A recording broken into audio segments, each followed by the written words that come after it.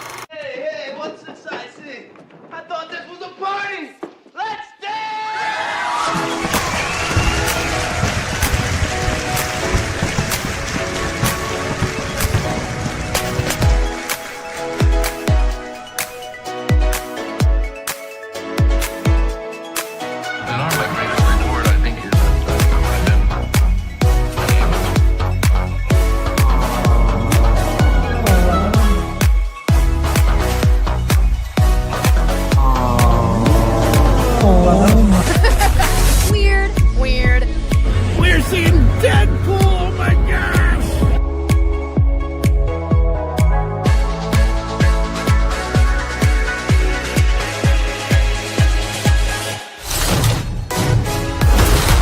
Think about Willie yet.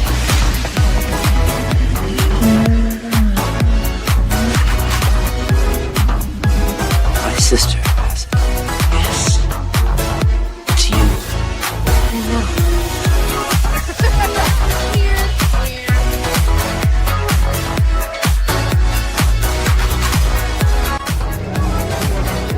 Wintertime here at Hogsmeade Village. Lieutenant Dane. Hello, Forrest. You got new legs. Titanium alloy.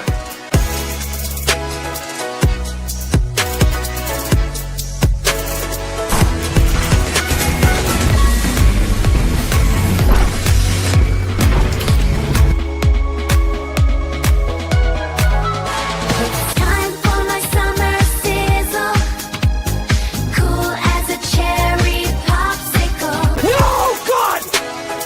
No, God, please, no! No! No! No! It's happening. It's dish time. I've always wanted to do this in front of you.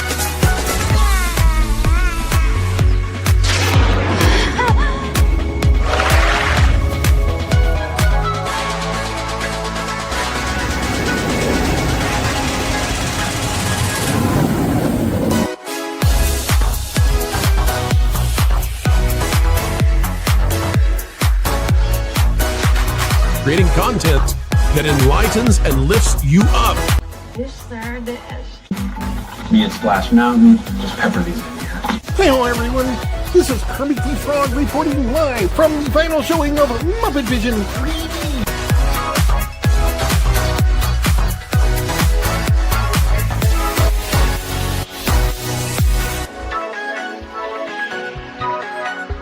Right? God, I missed our daily dishes. Yes, indeed.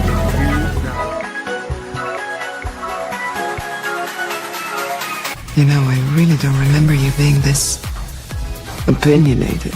Who knows? It's Hollywood, baby.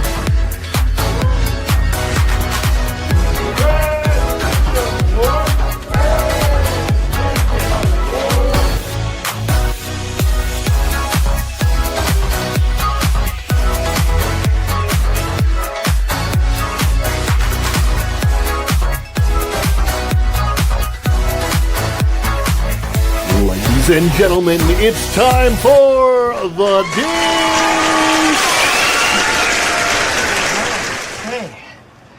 So, let's dish. What do you want to dish about? Anything you guys want. This is your time. Welcome back, Fun Fam.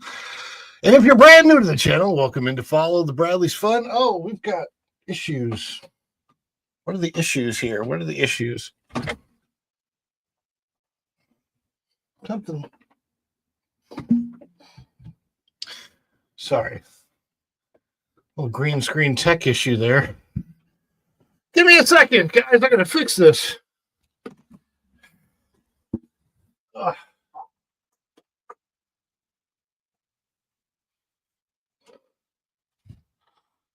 Mm.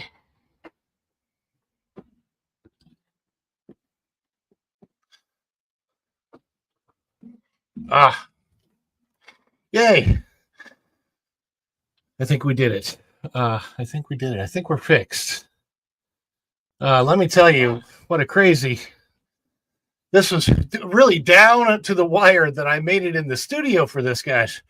Literally just moments ago, I was away. I was having issues with my phone being out, and I needed my phone because all of our apps and everything are on there for coupons and discounts and all the stuff I needed. So I was like sitting in the car charging my phone with the phone charger in the car, and it was not working very well.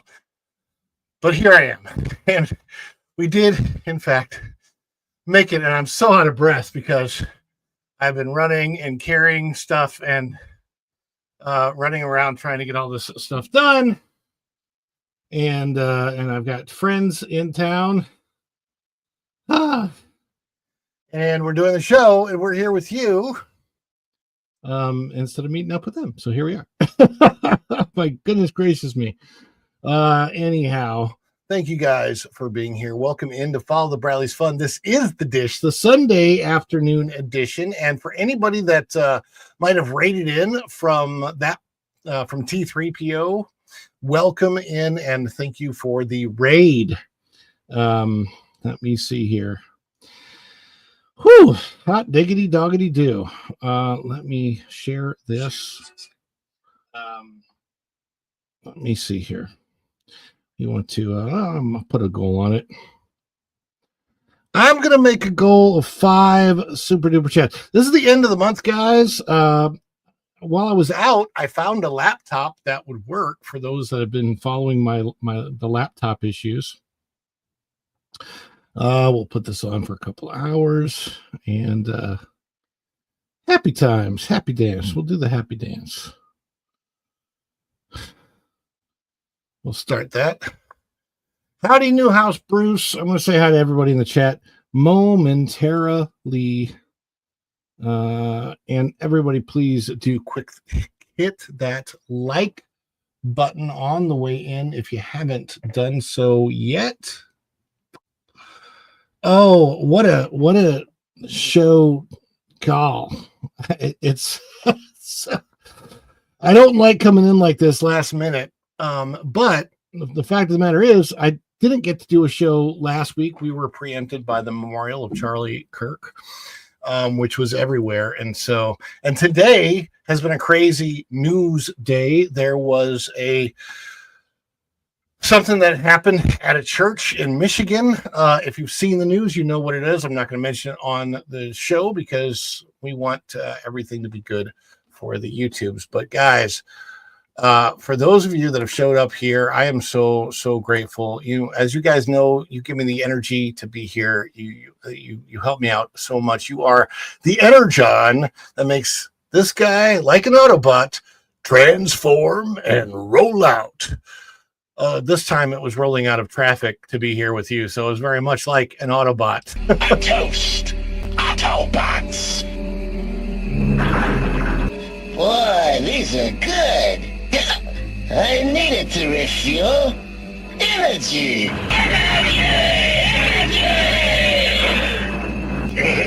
This stuff's the greatest! And let me say hi to everybody that's come in the chat. There's Fairbrick Studio, so hi to you. He says, hi, Ron. Hi, Fairbricks. Richard James is here, says, greetings from 1 UN Plaza. We'll be in and out to the United Nations business. That's awesome. Richard James, better you there than me down LBI recuperating well. Newhouse Bruce, please recuperate well. Newhouse Bruce, glad you're healing. Tomorrow morning is the last day of the speakers. Couple of potentially interesting ones. Interesting. I wouldn't mind going to the UN at some point in time. I don't know how much is the public allowed to be in hearings at the UN. I don't know. I mean, it should be a public forum, right? So it's government. So Strings and Pucks is in the background and saying howdy here. And Kathleen Fantazi, my mom is here. She says hello, everyone. And Jeremy says hi to you, Mom, and howdy. And Erica's here, and she's going to be on just a moment as well. So let us welcome everybody in, bringing them in. Let me see. Afternoon, everybody.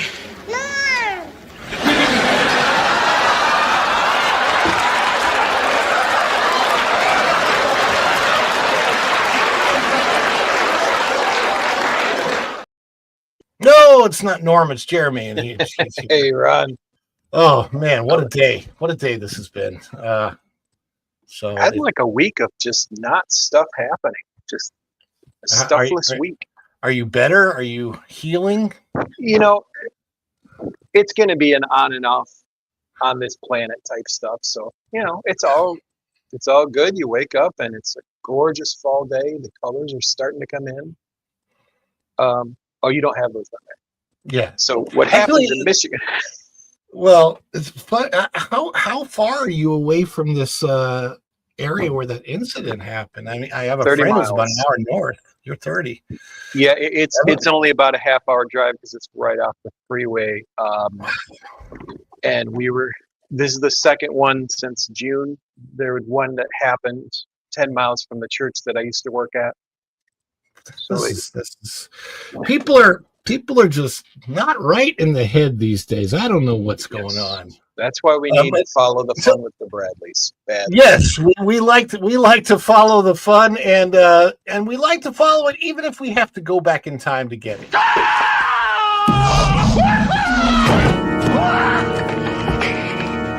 Doc, calm down, okay? Just calm down. It's me. It's Marty. No, it can't be you. I sent you back to the future. Hey, Doc, that's right, but I came back again. I came back from the future. Don't you remember last night? You fainted. I brought you home. This can't be happening. You can't be here. It doesn't make sense for you to be here. I refuse to even believe that you are here. But she is here. Welcome in, Erica, from Hang In with Erica and Raph. How are you? Hello. Doing good. Yep, fall is kicking in. The leaves are changing. Yeah, you're. I mean, Germany's pretty far north. So, when you look at all of Europe, most of Europe sits kind of north of where the middle of the United States would be, like to the north and up from there. So, I would imagine a lot of it is probably up the same latitude as like Canada, right? Or longitude. I don't know. Probably more like Washington State, but yeah, here pretty close. Yeah. Well, there you go. Is Halloween like a big thing there in Germany? Or I mean, I know it's big to you, but is it a German? Do Germans celebrate Halloween? No. So it's popular around the American military bases. The locals will just kind of take it on. But if you go out to areas of Germany where there aren't really any Americans and it's just German, my understanding, I don't think they don't take it as far as we do, going door to door, getting candy. They'll decorate, they might dress up, maybe go out to dinner, movie, maybe have like a Halloween house party, but the whole door to door thing and trick or treating isn't really a thing. Now, what they do have in April is a witching night. And they are legally allowed kids and teens to go around the villages and basically vandalize your and it's interesting if you look up the history of like Halloween and how it's evolved over the years, the two kind of correlate. And yeah, it's this weird thing of like kind of like Halloween, it's warding off, the evil spirits or whatnot. Or that's one take of it. It's got a similar connotation. Yeah, it kind of sucks. My neighbor's trash cans next door has an upside down cross on it, and we've had our trash cans stolen or put somewhere in some odd place. Yeah, they do It's weird like Devil's things. Night as a holiday. Yeah, that's what they call it. It's Witching Night, Devil's Night. They have different names. It's pretty much the same thing, and it's in April, all times of the year. I'm like, in the spring, okay. Wild. Well, because of the way that the day has worked out for me, this is going to be somewhat of a shorter show, and I might only cover this one single story, even though there is a ton of news to cover. But I've got a lot going on in the background, not this background. I think this is the Salt Flats of Utah. I'm not sure. Looks so. But it kind of looks. I've never been to the Salt Flats. It's one of the places in Utah I haven't been. And Utah's when it comes to nature, what a bizarre. I mean, when you go to Utah, like you could literally feel like you're visiting different planets because of the environments there, from Bryce Canyon to Zion's to Arches National Park. The national monuments. You've got dinosaurs. You've got. I mean, I think the highest concentration of dinosaur fossils has been found in Utah. There's an area where you can go, and you literally they let you dig, and you're bound within 2 minutes to find a trilobite fossil. It's just this awesome. Like area. I don't even know where it is, but I was watching this video on 50 different things you didn't know about the state of Utah, and considering that I had lived there, and the fact that I didn't know about a lot of these things is crazy. I love the land sailing on the Salt Flats when they do those races with that was cool. I mean, that's where all of the land speed records I think in the world have ever been broken is in the Utah Salt Flats. They use it for NASA has used it for testing lunar modules and stuff, and it's just then there's like these high peaks in Utah. Utah's so weird. It's got this entire system of lakes and mountains that most people can't get to. Like you have to do a 3-mile hike in just to get to where these lakes are. There's so much untouched nature out there that, I mean, like if you ever plan a vacation and you want to see nature, Arizona, Utah, out west, Colorado, there's just this massive amount of land that people don't live in. So it's kind of nice to see. Like the West is not very saturated with people at all. New Mexico looked like Mars in some places. I did dig going through there. Yeah, and New Mexico has a giant, and we drove past this one time on accident. Didn't even know the time of year that we were going, but it was this big hot air balloon festival thing, and like we're driving on the highway, and all of a sudden we look over, and there's like 300 hot air balloons going up. It was I miss those. We used to have those in Tampa every year growing up, and they stopped doing them. Yeah, I mean, we have hot air balloon rides. Like if you're up at 6 o'clock in the morning here in Orlando and you look over by the Disney area, most days if the weather's clear, you'll see maybe 2, 3, 5 hot air balloons, because that's the time of the day that they do the rides. And of course, obviously, there's the tethered, not hot air balloon. It's actually a giant, I think, helium or hydrogen balloon. I think it's helium. I hope it's helium. Yeah, not hydrogen. Hydrogen would blow up. But I'm pretty sure it's just a helium balloon. The big one at Disney Springs. Mm-hmm. Yeah. It's tethered, and I can't remember how many feet it goes up, but it's, I've been up in it several times. Pretty fun, safe. But I've never been in an actual hot air balloon, like a regular old hot air balloon. So it's something I've always wanted to do because I love flying, and I've been in helicopters. I've been in the smallest to the biggest of airplanes. I've jumped out of airplanes, and I've been bungee jumping once. Oh. And at my age, I don't think I would do bungee jumping again because of the whole bone structure fall thing. apart at some point. Yeah. It's the bones. It's like when you get to the bottom, just whoosh, pulls you apart. I don't really want that. But when I went, I think I was 20 years old, so I was pretty resilient back then. Get a bounce. Yeah, and as far as skydiving is concerned, pretty safe at any age as long as you're in the right physical health for it. I have, when I was actively skydiving in my early 20s, I met people that had survived skydiving accidents and were back out after it. How skydiving were you? I mean, like, were you?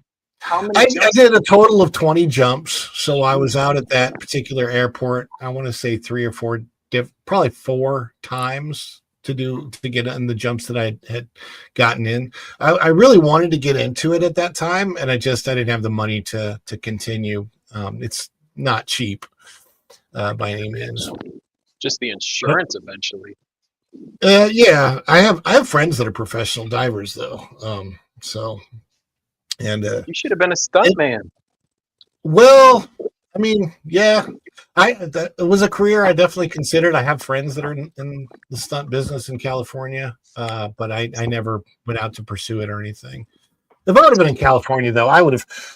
Like I look at my life and how different it would have been, and it really would have taken its major turn in probably around the year 2001. If 2 things happened in 2001, one, I got married to my now ex-wife, and 2, 9/11 happened. Had both of those things, the marriage was not smart at my age. So 2 disasters in the same year. Pretty much. I mean, the one felt okay at the time, but boy, I was wrong later, right? Yeah, I know. I wish I would have learned. But now things are good. But it's just so funny, guys. You look at your life trajectory and how different that might have been, because I would have stayed in Vegas. When I left Las Vegas in December of 2001, I had like everything in the world going for me. I had an agent. I was getting regular acting work. I was working as a gondolier at the Venetian Hotel, so I had a regular job, and I had just gotten offered a second regular job as an instructor of one. I think it was just one class that I would have been the instructor for at Nevada School of Massage Therapy. And that wouldn't even have been taking up very much time. I would have come in and done like 2 classes a week, but I would have been the main instructor for the class. So it was a part-time job. And I had been on with Nevada School of Massage Therapy already as a substitute. So I had come in a couple times and substituted for other teachers for classes. So I had all of that going for me, with the idea that had I stayed single, I probably would have started venturing down to Los Angeles. And I had just turned 30 in 2001, at the end of 2001, but I still looked like an 18-year-old. Like, I did not look like a 30-year-old. I'm about to turn 54 now. So yeah, your shots with like Kevin Sorbo and Dean Cain, you look so like a kid almost. I know. And well, it's funny because I joke about that. I was playing a 30-year-old in that movie, and I was supposed to be 30, and I was like 52 or 51 when it was shot. And I'm like, oh, they've got me playing 20 years younger than me. And I think about that now, and I think, on camera, I just look younger, and I don't know why. On my insides certainly don't feel it, but you've got Paul Newman syndrome. You know who it is? Ming Na Wen. Did you see the picture she recently posted on X or Instagram? I mean, I don't know if I can pull that up, but she doesn't look like she's aged at all. I don't know if I can. She did this pose where she's like, I can still do this pose in my high heels, and she was trying to show off, but and there's I want to say 20 years difference. Let me see. I'm going to see if I can pull it up. Here's that, and let me share this. Share screen. Do that. I don't need sound. And there it is. Yeah. Oh my gosh. All right, let me put this on the screen so you guys can see it. 1995, 2025, 30 years difference. And the only thing that looks different is the lighting. Wow. She has not aged. And I've seen her like in live streams. I've never caught him live, but she sometimes does live streams on her Instagram or whatever. And that's like literally just how she looks. I don't know what it is in her genetics, but man, she don't age at all. And then I don't know a ton about her. Is she like an actor? Okay, so in Agents of S.H.I.E.L.D., she was Agent May. Okay. And she also played Mulan, the voice of Mulan for Disney. Oh, okay, great. And now I know who you're talking about. Okay. Yeah. And if you've ever seen the clip that WDW Pro plays about Tuesday, but for me, it was Tuesday. Mm-hmm. Actually, the woman that the man is talking to is, in fact, Ming-Na Wen. So that's an industry. Didn't she play on ER for a while as a nurse or a doctor? She's been on so many things. She plays the mom in the newest Karate Kid movie. She plays the mom of the literally the one that just came out, the Karate Kid Legends or something like that. She's the mom of the kid. It's actually a pretty decent movie. I watched the whole movie recently, and I was like, at the end, finally they brought Johnny Lawrence in at the end. What? Very end, yeah. My really beautiful wife. I've only seen clips of that, but she does do P90X. She's one of these celebrities that is known to do P90X. And Emily Kruger is here. Hail, Emily. Good to see you. Do I miss anybody else coming in the chat? I just want to make sure. But yeah, it's she stayed in amazing shape. She was also in The Mandalorian, in the Book of Boba Fett, and Mandalorian season 3. She plays, I can't remember the name of the character because I don't really care for the series anymore. She was one of the bounty hunters, yeah. The one that got robotically. Yes. That was a cool role. Yeah, she was the sidekick of Boba Fett, and and the thing is, she way outshined Boba Fett in his own show. She was also in 2.5 Men. So yeah, she's in a lot of she's all over the place. She's in a lot of stuff. That character could have been a spinoff.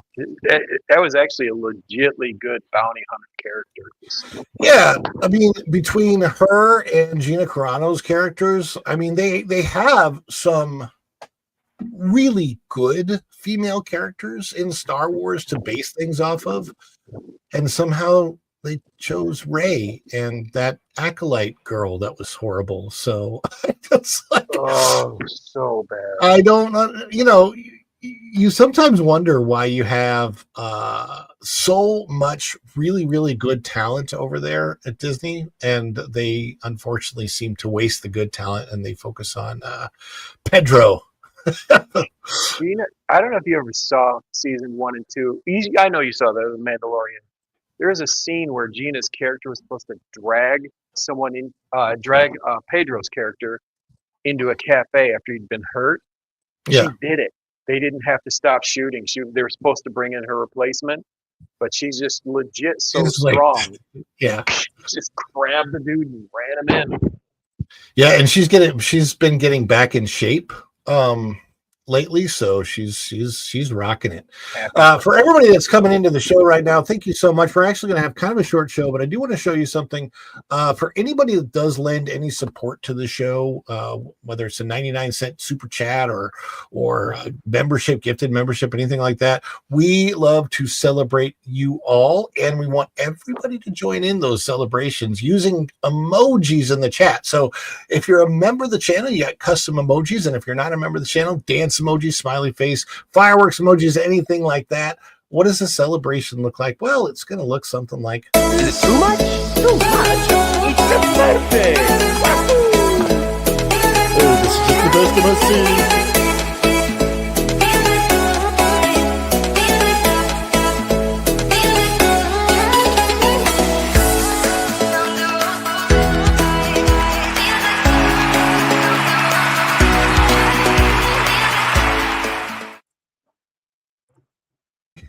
Exactly. All right. Thanks, Erica. Tell me You back. told me. Yeah, no, that was the short one. That's the short one. Like my school But bus. you're good. Ah. You are good. So this is some very, very interesting news that we're going to get to. I can't say whether it's bad news or good news, but it's breaking something.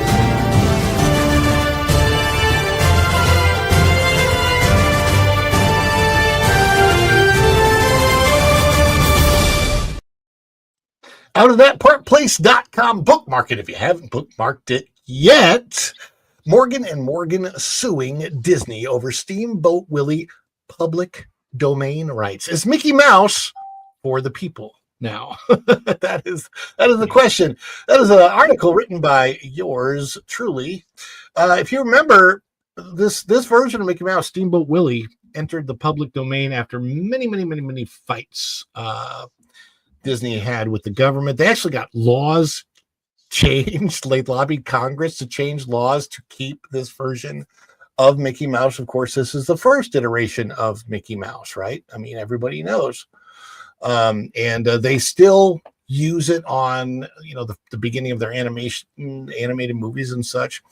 So it's still very, very important to Disney, but it doesn't belong to Disney anymore as far as the intellectual property rights for specifically Steamboat Willie. But because Disney is sue happy and they still like to sue people, well, everybody wants to make sure that they're going to be okay. So law firm Morgan & Morgan wants to use this first iteration of Mickey Mouse, Steamboat Willie, in their advertising. In a preemptive strike, if you will, they have filed a lawsuit against Disney to ensure the House of Mouse doesn't come after them for copyright infringement. The suit was filed in U.S. Middle District Court in Orlando, Florida on September the 17th, 2025. This move came after the firm reached out to Disney to clarify whether they could use Steamboat Willie or not.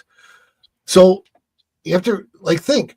Morgan & Morgan wants to use it. They know it's in the public domain, but they're nice enough to ask Disney anyway. Disney's response was short and dismissive. Quote, "We don't give legal advice to third parties," end quote. That's it. That's all Disney gave to Morgan & Morgan. Yeah, it's like so snide. I understand why they're going forward with the suit. With that, Morgan & Morgan is now seeking a court ruling that this particular version of Mickey does not infringe on Disney's intellectual property rights. And why are they having to do this? Well, Mickey Mouse's Steamboat Willie. Is it Disney's domain or is it for the people? Anyone familiar with Morgan & Morgan knows their famous marketing catchphrase, "for the people." You guys know the commercials. If you lived anywhere in Florida, you would hear it all day long on the radio or TV. Morgan & Morgan, for the people. Ironically, that's exactly what the firm is arguing Steamboat Willie has become, for the people. And there's attorney John Morgan right there. You can see him. Lots of advertising here in Florida. So while Disney obviously still owns the copyrights to later versions of Mickey Mouse, the Steamboat Willie version of the character the first appeared in 1928, and Disney fought tooth and nail to extend its control over the work, lobbying Congress for decades. Copyright terms were extended in 1976 and again in 1998 with the Sonny Bono Copyright Term Extension Act, which is why Disney managed to keep the short under its control for nearly a century. I'm not sure why Sonny Bono was part of that, but I don't know. I guess Sonny wanted to share. Right? That was horrible. I got you, babe. I guess. Yeah, oh, you got me, babe. Anyway, in January 1st of 2024, Steamboat Willie officially entered the public domain. I I have that as one of my member emojis. That's why I have it. Disney doesn't play though. Disney has already shown it will aggressively protect Mickey Mouse through trademark law, even after I should say that the copyright expired earlier this year. Disney filed a lawsuit against a jewelry company, Sateur, which had released a quote unquote Mickey 1928 collection. Disney argued that Sauteur's use of Steamboat Willie character and the branding was deliberately designed to confuse customers into believing the products were officially licensed. So I don't know if they were like doing exactly copyright infringement or if they were just saying, well, this company's trying to say something that's not the case. But yeah, anyway. With that case in mind, Morgan & Morgan sought clarification directly from Disney before launching their own campaign, but Disney's refusal to answer left the firm with two options: either risk a lawsuit later or take the battle to court now. They chose the latter. So here, it's just kind of crazy. What's the outcome going to mean, right? The outcome of Morgan & Morgan v. Disney could reshape how public domain works are used in modern commerce. So it may help to clarify specifically the boundary between public domain systems and trademark protections, whether companies can use early versions of the iconic characters without fear of legal retaliation, and how intellectual property law will adapt to a digital world of memes, content creators, and viral marketing. So,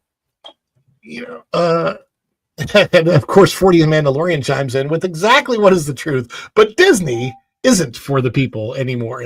No, they're definitely not anymore. I'll just go to the panel. What do you guys think of Morgan & Morgan literally having to fight Disney even after asking them for clarification? I guess they figure they're going to be in a lawsuit anyway. So for once, let's start it. Let's beat them to it. See what happens. You're right. And this was really dumb of Disney because what this does is make it public. So everyone's waiting on this now. So what would have been a matter between two companies has the world looking, and they already made a horror movie of Steamboat Willie. As soon as it was free and clear, it's on Peacock. Looks up.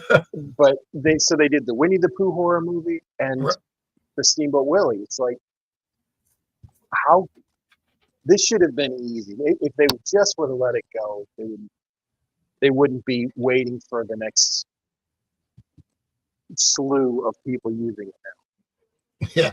Well, and that's what's so funny about this is I'll never forget, like, okay, so if you work for Disney, you constantly have to do training. They're constantly pulling you off stage. Ron, you got to go do this training. This is mandatory. This blah, blah, blah, blah, blah. And you go back and you sit in some office on a computer for like an hour of the dumbest training. And anybody that's been in a corporate environment probably has to go through the same stupid thing. It's super annoying. It doesn't help with anything, but they're doing it because that way they can say that they did it, right? So, and one of those is about intellectual property. And it goes into cash handling and everything else. If you handle cash at Disney in any way, shape, or form, you have to take this training.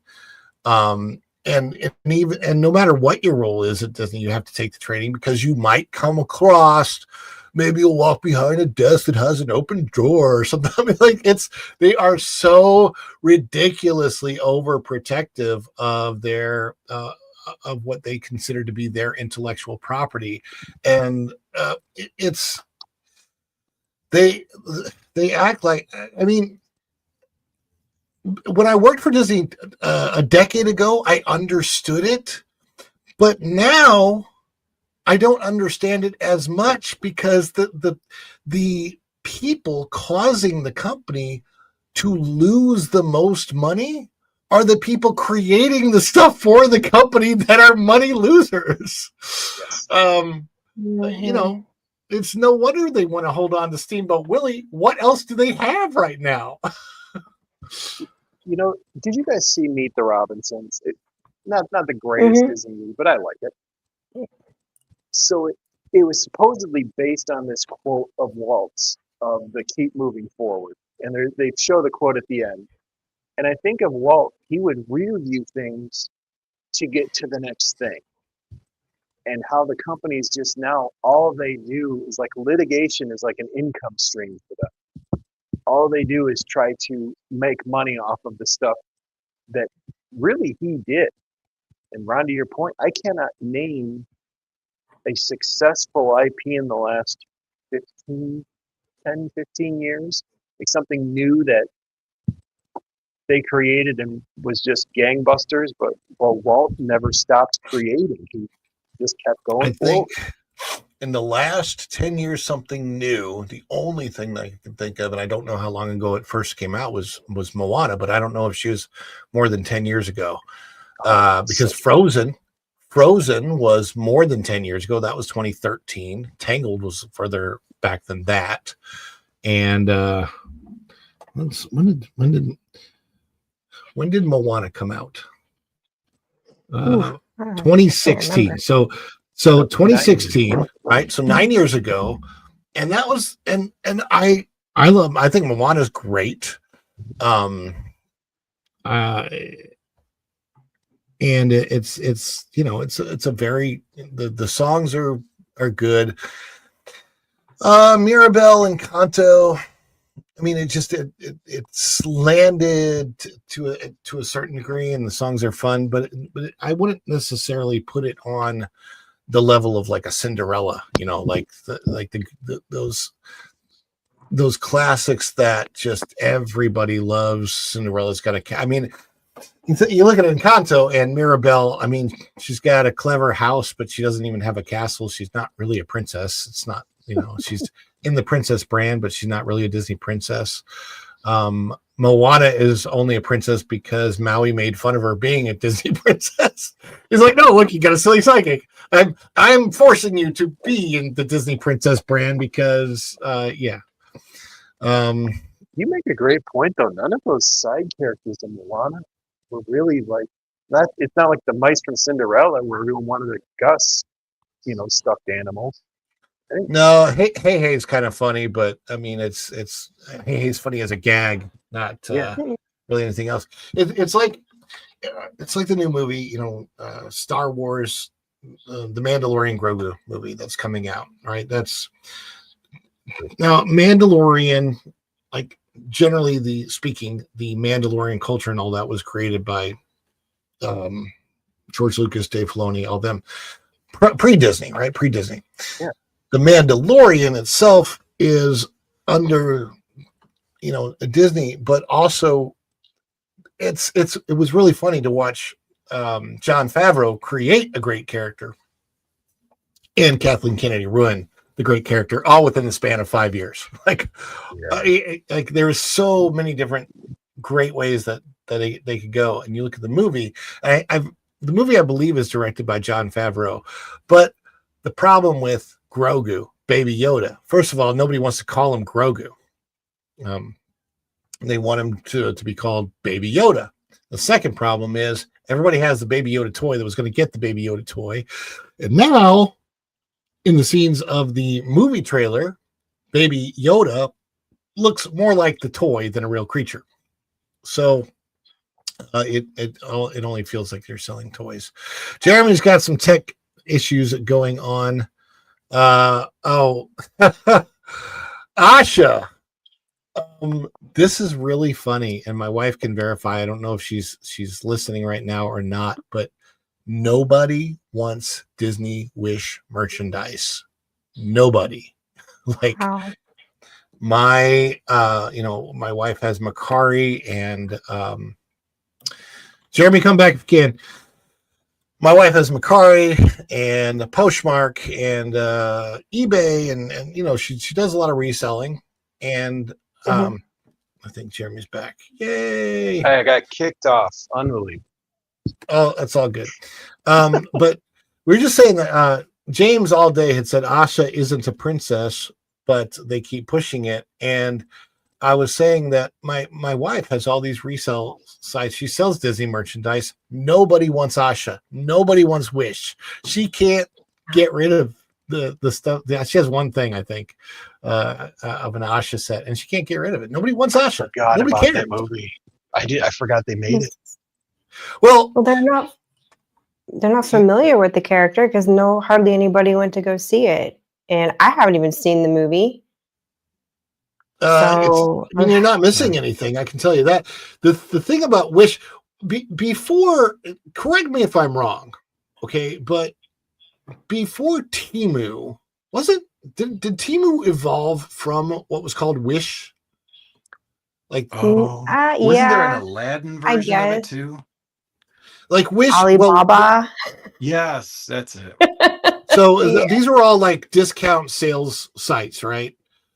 So I'm like, and that's kind of what the movie Wish feels like. It feels like Temu Disney. It feels the whole movie. You're watching this and going, Disney, wow. Brought to it you really by does. The Purple Heart. It's just it's bad. It's bad. You gotta come up with like a slogan, not a slogan, but create like a picture, like an ad. There you go, of Temu Disney. Well, I like I said, today's show is a little bit different. I have to cut it short as far as the article is concerned. Go to thatparkplace.com. There's a lot more, and hopefully tomorrow we've got a lot that I'm holding back so we can cover a lot tomorrow night. But there's just a ton of stuff constantly breaking. And so we will be hitting all of that tomorrow night when it comes to Disney stories and That Park Place. And I'm going to try to get another guest on who can talk about Jimmy Kimmel, and stand-up comedy and the state of comedy today and all of that kind of thing. So anyhow, what do you all have going on, Erica? Well, my headspace is more in a big international move. We'll hopefully find out this week if we're moving back, and fingers crossed. So everything is just on hold. I'm just stream hopping, and it's even getting difficult to remember when my friends' streams are because my head is like on the house and I should be doing this, and this, getting ready for a move. Yeah, I forget my own streams, and I just don't even have that issue. So you're perfectly fine.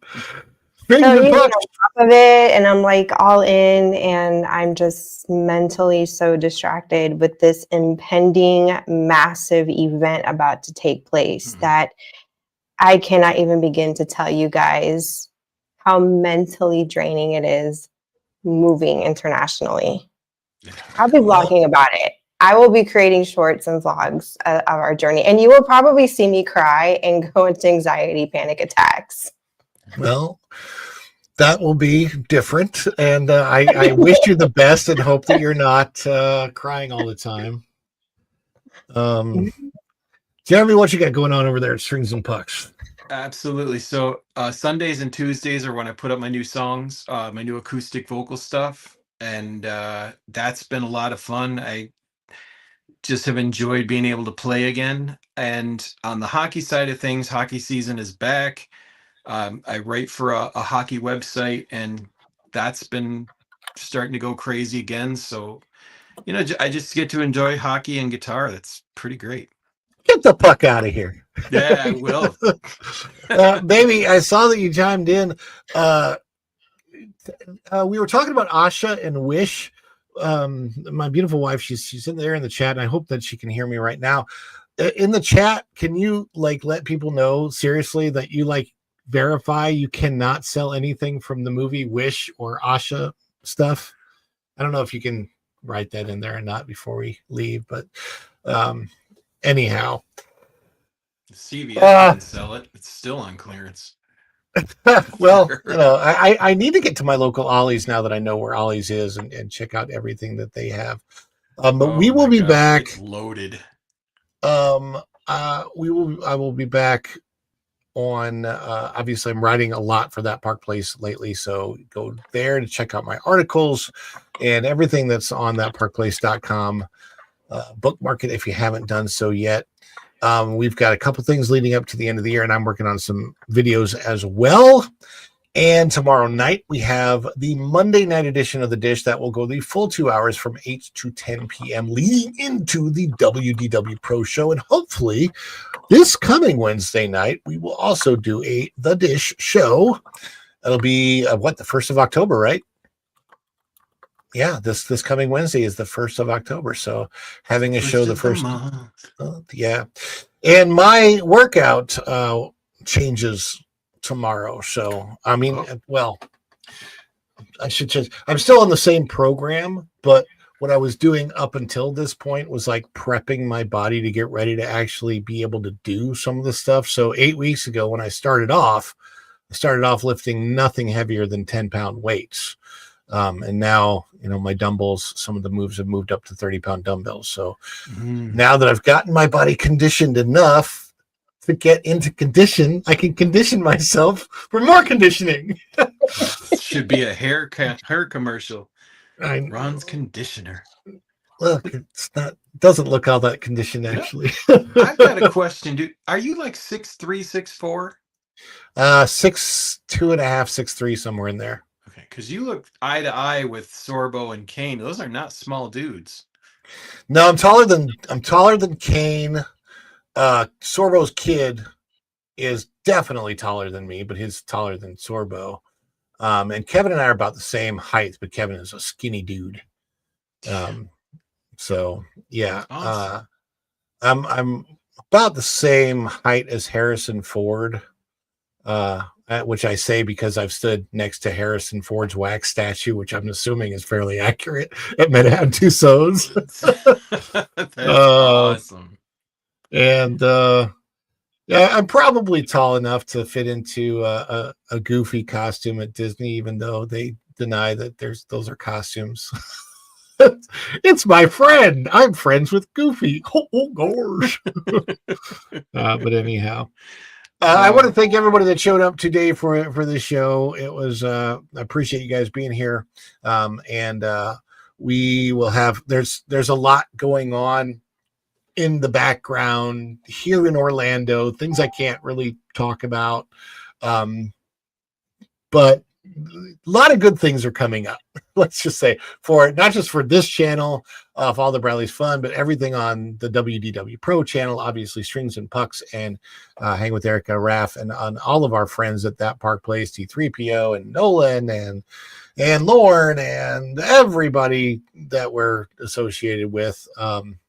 And there was a post on X that I really hope that they make happen. It had to do with the possibility of Nerdrotic leading a con and putting Gary. That would be cool.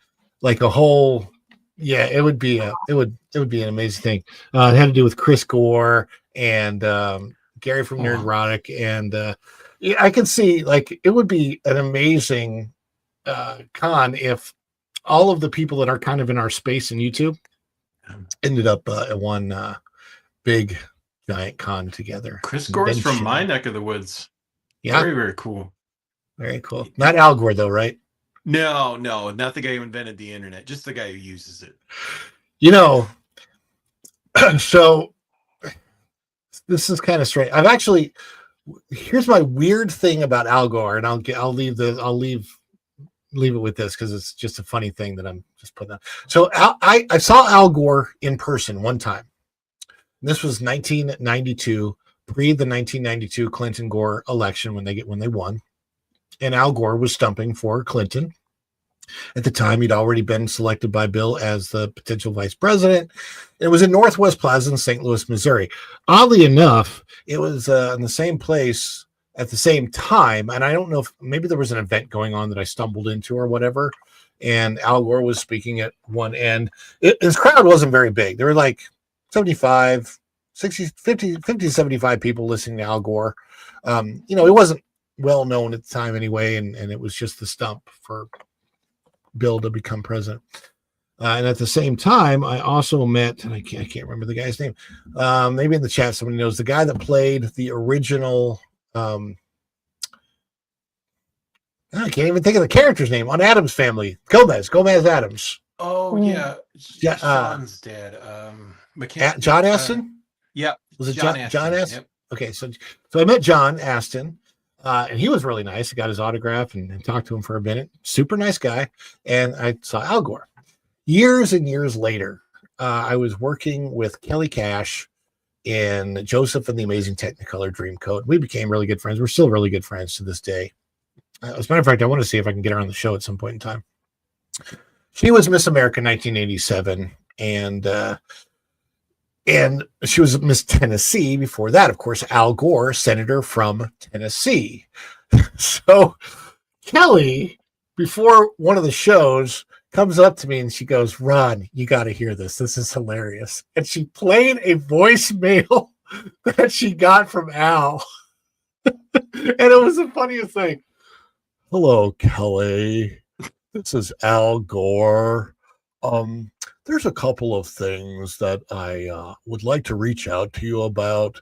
If you could give me a call back, that would be wonderful." It was the funniest, slow Al Gore. It was so funny to me. And Kelly and I still talk about that, how, she's had to, she's well known in Tennessee. She does some political things. She's very much on the Republican side of things, but Democrats will still reach out to her for certain things because she was Miss America. And she's also the grand niece of Johnny Cash, which is also a big deal. Oh, really? Yeah. Hence the Kelly Cash. She does. She has sang with Johnny in the past when he was still alive, and cool. pretty cool thing. So, and it's also funny when I'm talking to her. Sometimes I'll be talking on the phone and I kind of forget. Right? It's like just a personal thing, and she'll mention one of her friends that she was talking to, and it's like some huge celebrity, and I'm like, I have literally 1 degree of separation from some of these people out there. Jane Seymour, I think, was one of them, and I'm like, really? Can you introduce me? Jane Seymour is an awesome actress. Yes, yeah, very classy too. Very nice person. I've heard. Yeah, Dr. Quinn, Medicine Woman, and Somewhere in Time with Christopher Reeve. Oh, her pictures all over Mackinac Island. Yep. Anyhow, well, we will send you off to wherever the internet takes you guys. Thank you for watching today. Thank you for being here. Thank you to my guests, Erica and Jeremy, for jumping in. We appreciate you guys coming in today. And hopefully everybody in the chat has a really good time. And guys, stay safe. We live in a crazy world, and do everything you can to hold your dear ones close. Say prayers. Be safe. And she was a James Bond gal. And we will leave you with this if you are trying to go to Disney. So I think what happened is I went to Epcot. You can go around the whole world, and I had a couple in the Germany section, and I thought I went to China. Anyway, I'm a knucklehead. But I'm sure that... Don't be a knucklehead if you go to Disney. And be careful, because Disney's basically a maze with construction walls right now, and I have lots of stories coming out about that. Cheese? Where's the cheese? It's man. Anyhow, thank you guys so much, and until next time, we'll see you real soon. Bye, everybody. Ciao. Dishes are done, man. Cleans them down to the shop.